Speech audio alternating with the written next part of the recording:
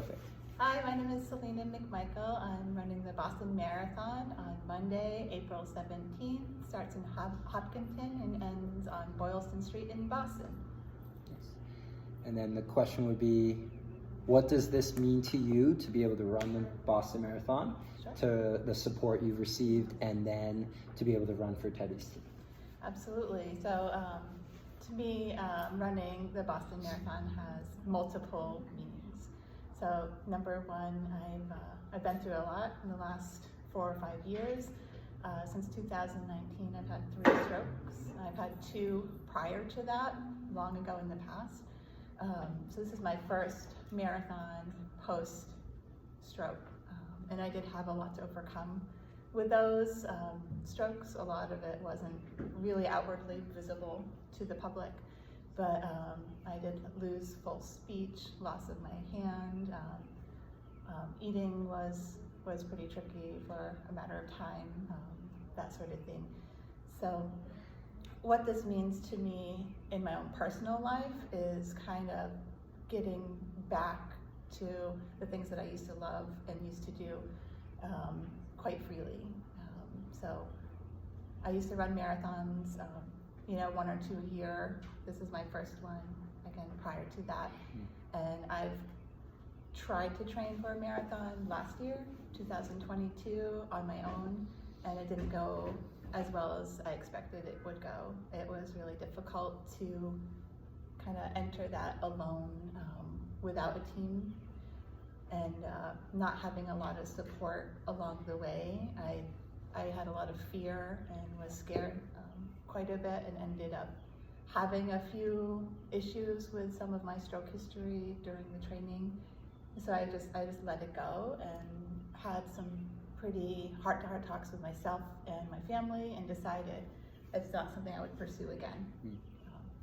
Until I kind of, I think once a marathon ultra runner, maybe always a marathon ultra runner, I don't know. It was always been in the back of my head still. So I looked up stroke teams, and I ended up finding Tedy Bruschi's team.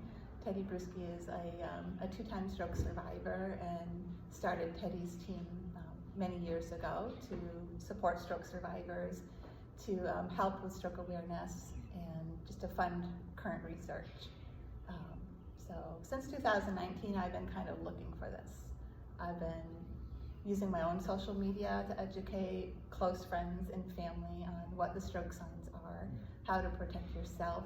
I've worked with the Brain Injury Awareness Association to do some write-ups there. I have been trying to work with stroke survivors, but since COVID, that's been a really difficult thing, just with COVID restrictions. So, maybe that's the next step or next goal of mine. So for me, just getting over a lot of fear, because it was found that I do have some rapid heart rate issues.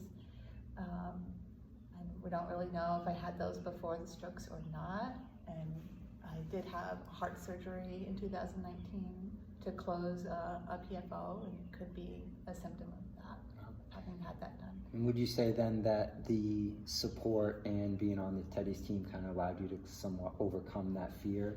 Yes. Of doing this? Yes, definitely. I think the support I had through Tedy's team, knowing there's 5 other stroke survivors on the team, and just kind of watching their stories and watching them pursue the same avenue really has helped me kind of keep myself more calm, and knowing that, okay, I can do this, I'm not gonna hurt myself.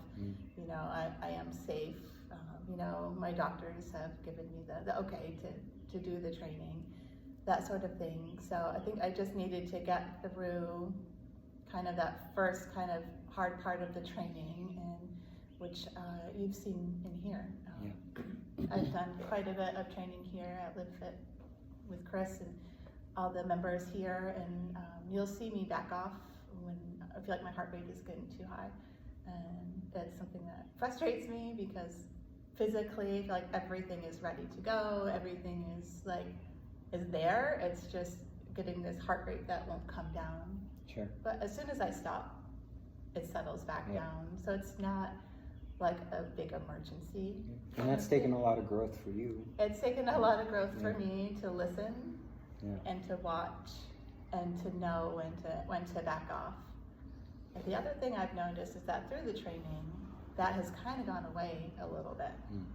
I've noticed that, like running big hills, attempting things in here like burpees and wall balls, I'm not finding the heart rate spike as much as it was to prior. So I think some of it was putting in the time and putting in the training. Absolutely. Of the really like hard training over time, I think has allowed the heart rate to really stabilize. So I've seen a lot of physical benefit to the training also. And so with that being said, what would you, if you could give advice to someone, whether in a similar situation that you've been through, and or just someone that possibly feels like they need, help or guidance through similar situations, what would be some advice or a piece of advice that you would give? I think one really good piece of advice would be to be patient.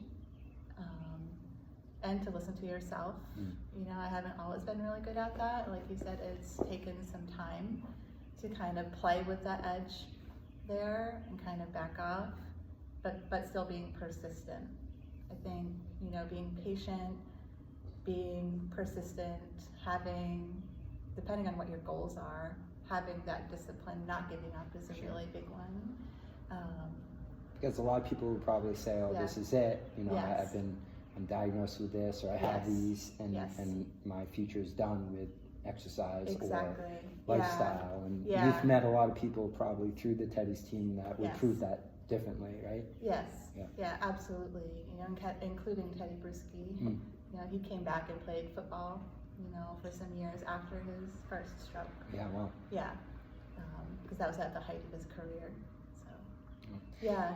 And how would someone tune in to see you or just follow you during the marathon and further after that? Yeah, the easiest thing that you could do is to download the Boston Athletic Association app. It's really easy to find. Just type in BAA app, and then you can plug in either my bib number or just my name into that and into the tracking side of it, and you'll be able to follow me along the course the whole day on Monday. My wave starts at 10:35. Hopefully I'll be finishing hopefully somewhere around 2 o'clock-ish, somewhere in that window hopefully. Not exactly sure, but that's kind of the game of marathoning. Awesome. Yeah. I have one more thing to add I didn't really touch on. So kind of like why I'm doing this. Number one, or I guess they're equally like sorted, but Tedy's team just raising the fundraising and creating awareness is, again, it's been like the number one thing I've been looking for since 2019 is how can I help? And sure.